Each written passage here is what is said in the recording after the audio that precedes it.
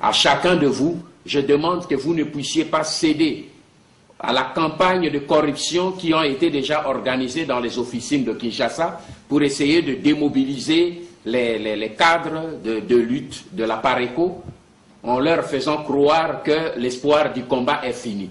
Comme vous venez de voir et de constater dans toutes les analyses que nous venons de faire le long de la journée, que la peur n'est pas de notre côté, la peur est de leur côté. Parce que c'est eux qui tremblent maintenant parce qu'ils sont sur du sable mouvant. Et ce sable mouvant, nous ferons souffler le vent pour qu'il bouge plus rapidement afin de faire crouler tout cet édifice de mensonges qu'on a mis sur pied.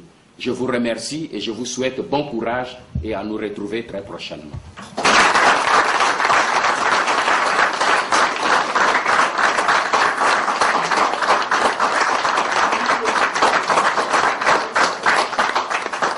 Alors, la première question que nous posons, c'est de savoir pourquoi en ce moment, juste après les élections, la PARECO tient ce congrès. C'est dans la logique même du combat que mène la PARECO. Ce congrès se tient dans la droite ligne de combat que nous menons. Nous avons dit au peuple congolais, depuis le début de ce processus de transition, qui à nos yeux n'a pas fini, et qui continue sous d'autres formes simplement, nous avons dit au peuple congolais que le pays était occupé et que le vrai combat, la vraie préoccupation des peuples congolais consistait à libérer le pays de toutes les formes d'occupation. Or, ceux qui ont conçu l'opération de l'occupation de notre pays pour piller nos richesses, toutes les puissances extérieures ont compris que les Congolais, s'ils reviennent aux affaires et récupèrent leur pays, leurs richesses, le système du pillage de nos richesses n'auront plus de survie. Donc, ils ont tout fait pour conçu tout un système pour pérenniser ce système d'occupation. Nous l'avions dit au peuple congolais que les élections n'avaient pour but que d'arriver à ce point-là. Et le peuple qui ne nous avait pas cru, qui a pensé qu'il fallait tenter l'expérience des élections dans cette mascarade pour arriver à ses objectifs, s'est engagé. Nous avons accompagné le peuple pour leur dire, regroupez-vous pour démontrer à l'Occident que vous voulez la libération de votre pays. Et ils l'ont démontré au travers de ces élections. Mais en fin de compte, ils ont eu la réponse à l'avertissement que nous leur avions donné, c'est que le résultat auquel ils s'y attendaient n'a pas été celui-là parce que déjà en amont, tout avait été falsifié. Aujourd'hui, ce peuple est déçu. Ce peuple est perdu. Il se demande ce qui va advenir de sa progéniture pour demain. C'est en ce moment que le regard de ce peuple, et nous recevons beaucoup de demandes, beaucoup de pleurs, qui se tournent vers nous pour dire, nous nous sommes en fait rendus compte que vous aviez raison dans la PARECO en nous disant que cette mascarade ne visait qu'à placer l'imposture à la tête des institutions. Mais maintenant que nous nous sommes trompés, maintenant que vous avez raison, que devons-nous faire? Pour nous, c'est une lourde responsabilité. Voilà pourquoi nous nous sommes réunis. Nous avions d'abord voulu nous réunir en congrès, mais compte tenu de l'importance des décisions, en conclave, mais compte tenu de l'importance des décisions à prendre, l'Assemblée, qui est constituée surtout des représentants, des élus, ici tous sont des cadres, ont décidé que ça puisse être transformé en congrès extraordinaire, ce qui nous est reconnu par le statut, pour que nous puissions prendre des décisions conséquentes. Et nous venons de prendre des décisions réellement conséquentes touchant à la restructuration même de la PARECO, à la formation des objectifs et des actions que la PARECO devra mener à l'intérieur comme à l'extérieur du pays, et la raison pour laquelle nous voulons répondre aux attentes du peuple congolais, raison pour laquelle, au nom de toute la base et de tout le comité de la PARECO, j'ai été chargé de lancer un appel à tous les patriotes congolais qui ont décidé de poursuivre le combat de la libération de notre pays, à nous regrouper pour ne pas nous disperser, afin de conjuguer nos efforts et de poursuivre ce combat qui, pour nous, nous mènera à la victoire qui n'est pas lointaine. Alors, Monsieur le Président, au moment où tout le monde s'éteint, je parle de Tshisekedi et de Japel Bemba, vous continuez à parler. J'étais avec une grande autorité belge qui a dit on a demandé à Honoré, j'ai dit textuellement ce qu'il a dit, on a déjà demandé à Honoré de se taire, mais il continue à parler. Vous lui avez pas demandé de vous dire on qui? Posez-lui la question. L'autorité a dit, nous avons dit à Honoré de se taire, mais il continue à parler. À moi, il m'a dit ça. Eh ben, dites-lui que vous m'avez vu et j'ai dit qu'il est menteur. Qu'il vienne me le dire, je lui donnerai la réponse. Mais selon vous, pourquoi Jean-Pierre Bemba, nous sentons comme si c'était... Allez poser la question à Jean-Pierre Bemba. Je suis le président de la PARECO. Je ne suis pas le président du MLC ni de l'UN. Une appréciation de la personnalité même de Jean-Pierre Bemba, sa réaction après les élections. Vous savez, j'ai une ligne de conduite que j'ai demandé à tous mes collègues de la PARECO. Et je l'ai répété à toutes mes interventions. Que ce soit Jean-Pierre Bemba, que ce soit Tshisekedi, que ce soit Gizenga, que ce soit qui que ce soit. J'ai dit, tant que nous n'avons pas libéré le pays, nous ne pouvons pas nous distraire en nous attaquant entre nous Congolais. Un tel peut commettre des erreurs, c'est sa responsabilité. Un tel peut apporter sa contribution, c'est sa responsabilité. C'est le peuple qui nous jugera. Je suis un leader, je ne suis pas le chef des leaders. Je suis le leader de la PARECO, je pose des actes, le peuple congolais me regarde et me jugera. Le peuple congolais regarde Jean-Pierre Bemba, il regarde Tshisekedi, il regarde Gizenga, il regarde tous les autres et ils les jugeront. Le jugement des leaders, ce n'est pas ma responsabilité, c'est la responsabilité du peuple. Moi, ma responsabilité, c'est de lutter pour sauver ce peuple et je serai jugé par le peuple aujourd'hui et par les générations futures en fonction de mon combat. Alors, d'après les renseignements de ma possession, le roi arrive à Kinshasa au mois d'avril, le roi Albert II, la réaction de la PARECO. C'est la confirmation de l'occupation, de la colonisation. D'ailleurs, regardez tout simplement toutes les déclarations qui ont été faites avant. Aujourd'hui, qu'est-ce qui va se passer? Vous parlez du roi qui va partir, mais moi je parle des préparatifs pour vous montrer comment aujourd'hui mon pays est par terre. Aujourd'hui, les lobbies belges préparent des lots, des cadeaux, ils vont acheter des poulets, ils vont acheter des mpiodi, ils vont envoyer en grande quantité, c'est ce qu'ils préparent. Si vous ne le savez pas, je vous le dis. C'est ce qu'eux ils vont faire, envoyer des mpiodi, envoyer des cartons et tout, pour que le peuple congolais, le pauvre quinois qui ne mange pas, dès qu'il mange pendant une semaine ou deux, le roi atterrit entre deux marmites, on l'applaudit, et puis on dit, voilà, le roi est très bien accueilli dans sa colonie, les colonisés congolais sont contents du travail qui a été fait là-bas. Tout cela, mon cher ami, c'est pour ridiculiser et pour encore, disons, réduire la dignité du peuple congolais à des pacotilles. Et ça, je crois qu'un Congolais digne de ce nom ne peut pas l'accepter. Alors, le président Joseph Kabila est au pouvoir. La PARECO, pendant 5 ans, sera au chômage. Vous appelez ça chômage. Ce que nous faisons ici, vous appelez ça chômage. Vous savez, qui vous dit qu'il sera là pendant 5 ans? C'est ça, vous avez la vision défaitiste qui sera là pendant 5 ans. Mais notre devise à la PARECO est que ce combat n'a qu'une date, la victoire, et n'aura pas de répit. Et cette victoire, je vous dis, elle peut surprendre à tout moment. Voici ma réponse. Alors, je pose peut-être avant dernière question, avant de céder à ma collègue. Lors de votre adresse à Tottenham, vous avez dit à PARECO travaille parfois sous l'eau, parfois dans l'heure. Et je vous informe que le président Joseph Kabila sera ici au mois de février, je crois, au sommet franco-africain. Votre réaction, vous qui habitez... Je ne suis pas là pour réagir sur les déplacements des pantins qu'on a mis à Kinshasa. Moi, je suis là pour organiser la libération de mon pays.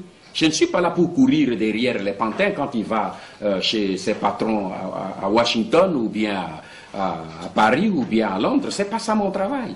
Il peut aller leur faire des courbettes, ça c'est son travail.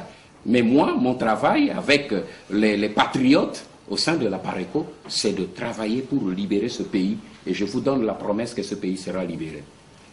Avoir la qualité des membres de la PARECO, je les ai observés, j'ai le sentiment qu'ils sont des intellectuels. Faut-il dire que la PARECO, c'est une armée de cadres? Pourquoi? Vous faites une sélection? La Pareco, demandez à eux, vous pouvez faire promener votre micro et vous demandez à chacun, personne ne vous dira qu'on est venu me chercher.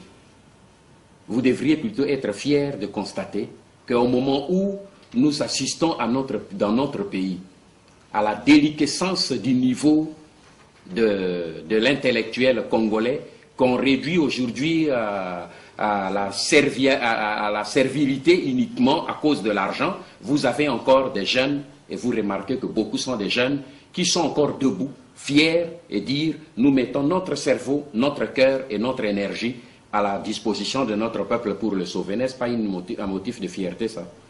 Alors, la dernière question à Tottenham, vous avez dit que vous demandez à Tshisekedi et à Papa Kizenga, vous avez même utilisé le mot papa, démontrer leur degré de patriotisme. C'était en fait à la veille des élections.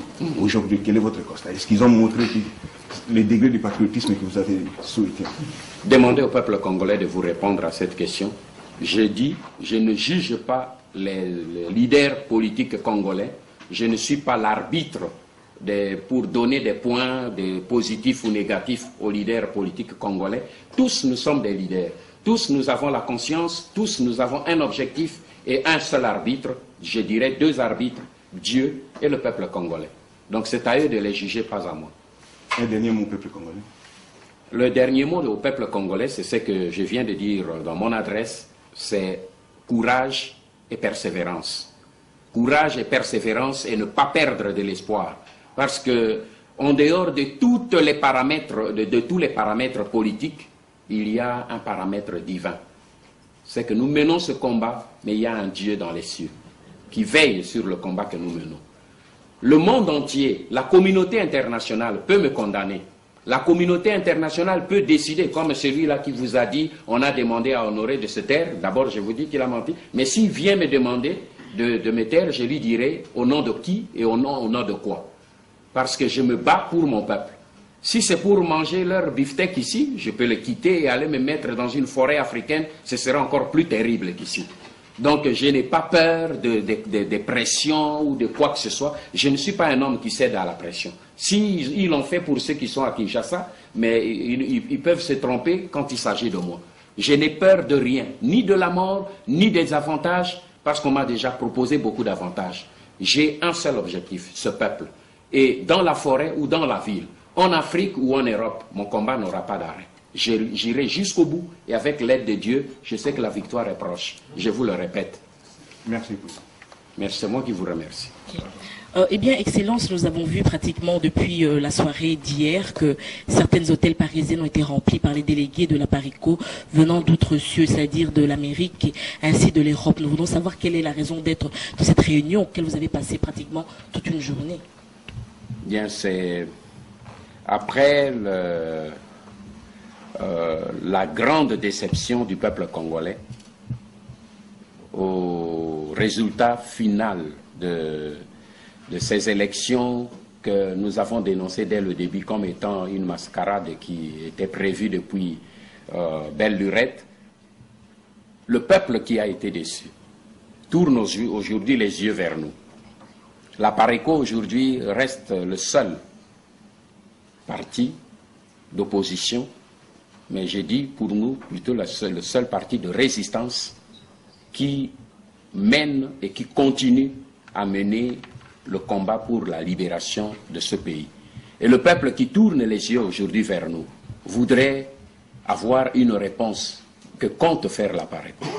Voici la raison pour laquelle nous avons voulu laisser passer un petit temps de réflexion pour réunir tous les éléments nécessaires avant de convoquer cette réunion qui au début se voulait être un conclave, mais par la volonté de l'assistance a été transformée en congrès extraordinaire compte tenu de l'importance des sujets qu'il a débattus et des décisions qu'il devait prendre. Voici pourquoi nous sommes réunis en ces lieux.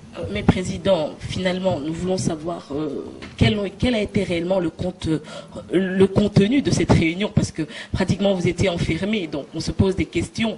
Quelles sont les résolutions qui ont pu sortir? Parce qu'à travers le discours qui a été lu par son Excellence le secrétaire général, c'est un peu vague. Donc nous ne comprenons pas vraiment le fondement, donc le contenu de cette réunion. Quelles sont, disons, les synergies que vous avez établies? Vous savez, maman, si nous avions voulu faire les choses selon les normes ordinaires, on vous aurait lu les résolutions finales de ce congrès. Mais si nous n'avons pas lu, c'est parce que nous ne voulons pas lire. On a beaucoup parlé. Et les gens aussi nous disent, vous avez beaucoup parlé. Et la situation ne fait que se dégrader. Que faire? Nous avons dit, maintenant, on ne va pas beaucoup parler. Nous sommes réunis, on a réfléchi sur toute la situation du pays. Et si on s'est réunis en congrès extraordinaire, c'est parce qu'on devrait revoir même notre structure en fonction de la qualité du combat que nous allons mener à partir de maintenant pour pouvoir en finir avec la situation qui est chez nous, pour pouvoir réellement libérer notre pays, en finir de toutes les formes d'occupation de notre pays. Et la raison pour laquelle nous n'avons publié aucune résolution. Vous venez de parler d'occupation, mais on se pose des questions. Est-ce que vraiment, à l'allure où vont les choses avec la mondialisation actuellement, est-ce que le langage d'occupation ou bien de congolité a encore sa place? Madame, je vous répète une chose. Le problème de la souveraineté d'un pays, ça ne se négocie pas. Le problème de la dignité d'un peuple, ici nous ne sommes pas en train de parler des avantages des individus. Nous sommes en train de parler, nous, au sein de la PARECO, de la souveraineté de notre pays. Ce n'est pas parce que la communauté internationale peut venir cautionner une imposture que nous, Congolais, nous devons dire parce que la communauté internationale a imposé une imposture, nous disons Amen. Non. Rappelez-vous qu'en 1960, la même communauté internationale nous a joué le même tour avec Lumumba. Et nous en avons payé le prix pendant des dizaines d'années parce que nous avons laissé faire la communauté internationale.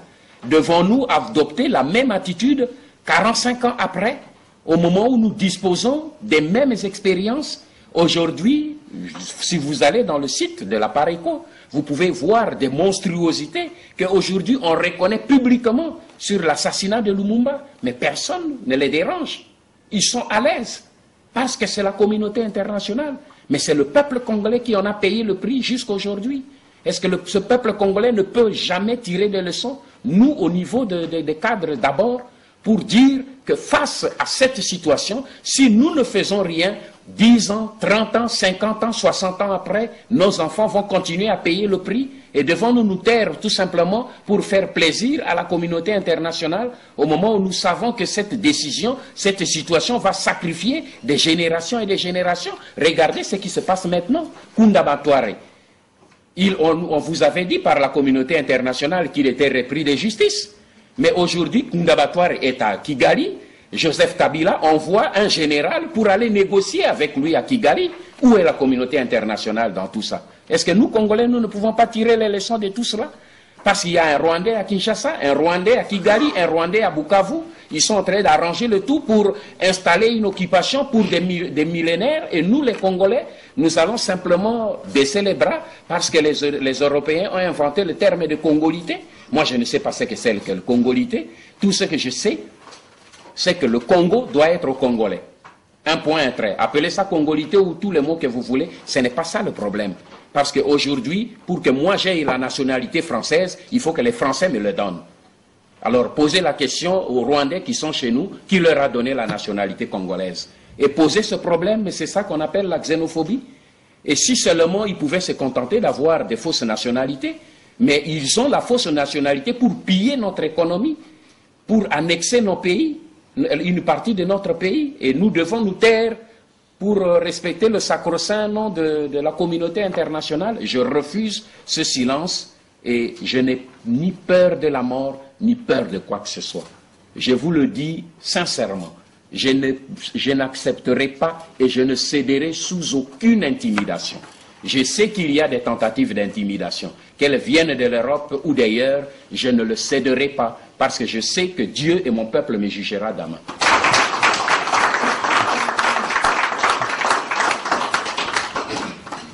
Excellence, il est vrai que c'est vrai que le peuple congolais quand même a assez payé le prix, mais ce n'est pas un secret de polichinelle.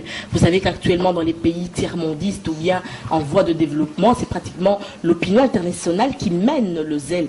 Regardez, il y a des gens qui se battent pour passer à la cour, à la Maison Blanche, pour aller voir le président de la République en la personne de George Bush. Mais le président de la République démocratique du Congo actuellement a eu l'opportunité de le voir. Donc vous voyez bien qu'il est bien cajolé par l'opinion internationale et il est bien protégé. Alors vous croyez que la PARECO va faire changer cette chose-là? Croyez-vous à la force du combat d'un peuple? J'y crois. Si vous croyez à la force du combat d'un peuple, lisez l'histoire. Aucune armée au monde, aucune puissance au monde n'a su résister au peuple. Notre combat, nous ne le menons pas seul. La PARECO, son combat, c'est le combat du peuple congolais. Ce n'est pas le combat des intellectuels gardés dans une chambre climatisée. C'est le combat du peuple congolais. Notre combat, quand nous l'avions commencé au début, maman, vous avez marché avec nous depuis le début, vous avez suivi notre combat. Il y a eu des gens à Kinshasa qui disaient, bon, Nganda s'est enfermé avec quelques gens pour rêver à Kinshasa. Mais aujourd'hui, allez leur poser la question s'ils peuvent le dire. Le peuple congolais a entendu le discours de la PARECO. Le peuple congolais demande aujourd'hui à la PARECO que devons-nous faire. Nous avons le peuple avec nous. Le peuple congolais, nous le tiendrons debout. Et je vais vous dire une chose, maman. Ce pouvoir qui est là, que les puissances extérieures, la communauté internationale a placé, ce pouvoir ne repose que sur le mensonge, sur la corruption, sur l'imposture et sur le vol. Et ce sont là les ingrédients qui constituent une bombe qui va exploser entre leurs mains dans les jours qui viennent. Et le peuple qui reste éveillé et que nous maintiendrons éveillé, ce peuple qui veille et qui est déterminé à aller jusqu'au bout pour sa souveraineté, ce peuple, ma sœur, croyez-moi, communauté internationale ou pas, Washington ou pas Washington, ils peuvent déployer toutes les armées du monde, mais ils ne vaincront pas la volonté d'un peuple. Vous pouvez me croire. Excellence, vous êtes quelqu'un, disons, d'assez chevronné dans la politique. Prenons l'exemple de la personne qui est passée à la présidence, la magistrature suprême, que je respecte et j'honore en tant que président de la République en RDC. Prenons l'exemple aussi de Jean-Pierre Mbemba, qui, disons, je peux le dire, sont des novices en politique. S'ils sont arrivés aujourd'hui à la place où ils sont, c'est parce que c'est la faute des chevronnés comme vous qui les ont laissés passer. Nous prenons votre exemple, prenons l'exemple du président de l'UDPS. Vous êtes censé maîtriser la politique internationale. Vous connaissez pratiquement toutes les chancelleries. Vous avez un carnet d'adresses immense. Pourquoi les avez-vous laissés arriver là où ils sont aujourd'hui, Excellence? Vous parliez comme si... Vous faites une confusion dans votre question, parce que vous parliez comme si ces gens étaient des leaders. Je parle plus des imposteurs qui sont au pouvoir aujourd'hui, comme si celui qui était là, et parlons de Joseph Kabila, c'est comme si c'était un leader qui est venu et qui a créé un parti politique et qui a eu des hommes derrière lui et qu'afin on l'a laissé passer. Vous le savez aussi bien. Il y a quelques années, ce bonhomme est arrivé là avec de bottes de jardinier dans notre pays. Qui ont fait de lui ce qu'il est. Ce sont les gens qui ont lisé mon livre. Tout est lié dans ma démarche. Ce sont les mêmes personnes qui ont conçu l'occupation de notre pays, qui ont inventé ce bonhomme, qui est là. Et ce sont les mêmes personnes qui ont mis toute la machine pour le maintenir là où il est. Ce n'est pas l'affaire de quelqu'un qu'on a laissé installer. Vous parlez des carnets d'adresse, mais c'est la carnet d'adresse des hommes qui l'ont amené au pouvoir. J'ai les carnets d'adresse des gens qui l'ont amené au pouvoir. Je n'ai pas à demander la clémence des gens qui pillent mon pays pour qu'ils ne pillent pas mon pays. Ils ont décidé de piller mon pays et de placer un pilleur. Mon rôle aujourd'hui est de réveiller le peuple congolais, qui est une seule armée capable aujourd'hui d'opposer une résistance de plusieurs temps qu'il faudra pour faire écrouler le système. Et croyez-moi, mon seul combat, ce n'est pas au niveau des chancelleries occidentales. Ce ne sont pas les chancelleries occidentales qui libéreront le pays, le Congo. C'est le peuple congolais qui libérera le Congo. Je m'appuie sur le peuple congolais parce que sur les chancelleries occidentales, ils vont me faire le même chantage qu'ils font au petit qui est là. Il est là, mais il est l'objet du chantage. Il ne pourra faire que ce qu'on lui demande de faire. Nos pays africains, ma petite sœur, ont besoin d'hommes, des leaders qui sortent de la volonté du peuple, pour qu'ils fassent la volonté du peuple et non pas la volonté du Nord. Si nous ne comprenons pas cela, nous resterons dans l'esclavage moderne pendant encore des siècles. Excellence, disons, ces derniers temps, nous avons eu l'opportunité de nous déplacer assez souvent. Le peuple, disons, vous avez raison, parmi la diaspora congolaise, beaucoup de gens comptent sur vous. Mais beaucoup disent que, mine de rien, vous ne faites rien. Ils ont mis en vous une certaine confiance, mais vous n'agissez pas. Vous parlez de combat. Ça fait pratiquement 2 ans, moi, que je me trompe. C'est vrai que c'est pas immense, mais quand même en 2 ans, vous aurez pu faire beaucoup de choses. Je peux vous demander ce que vous entendez par le combat. Vous croyez que le combat, c'est prendre les flèches et tirer sur les gens? Du tout. Ça peut être aussi diplomatique. Vous savez, le combat que nous menons, et je viens de vous le répéter, vous savez le point faible des Congolais, en général, et des Africains, en particulier des Africains en général, c'est qu'ils ne voient que le bout de leur nez. Ils n'ont pas la notion de la planification. Ils n'ont pas la notion de se projeter. Quand vous menez un combat, vous devez savoir où est l'ennemi et par quels moyens il se bat. Ce combat, ce n'est pas une promenade. Nous sommes en train de nous battre contre des puissances qui ont des moyens de loin supérieurs aux nôtres. Et notre combat consiste à utiliser le peuple derrière nous pour pouvoir résister, que le pays ne parte pas, et pour pouvoir, au moment venu, reprendre le contrôle de notre pays en main. Ce combat-là, ma petite sœur, n'a pas de délai. Son seul délai, c'est la victoire. Et le peuple aujourd'hui, même les Rwandais, pour prendre le problème à l'envers, lisez mon livre « Crime organisé ». Si aujourd'hui les Rwandais dominent tout le Congo, mais ils ont commencé ce travail depuis des décennies. Eux ont planifié depuis des décennies. C'est un travail de longue haleine. C'est parce qu'ils ont la patience de travailler et de planifier les choses qu'ils ont eu raison de nous. Mais les Congolais aujourd'hui, ils veulent, comme dans le commerce, tout dardard.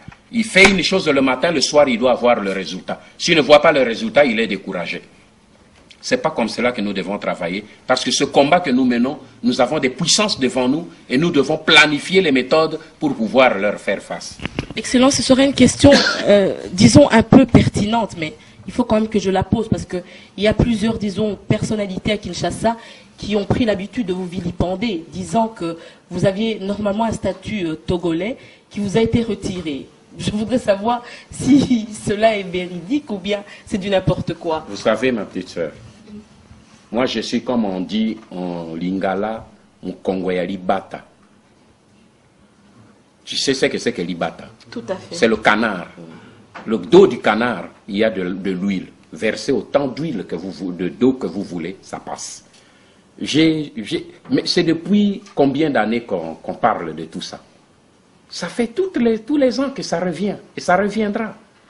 Donc, eux, ils m'ont donné tous les noms, ils ont inventé tout, il y a eu même des communiqués, comme quoi la Pareco s'est réunie, on m'a destitué, ils inventent n'importe quoi. Aujourd'hui, quand ça va sortir, ils ne démentiront même pas, parce que ça fait partie de leur nature. Le mensonge, l'invention, la corruption, c'est leur méthode.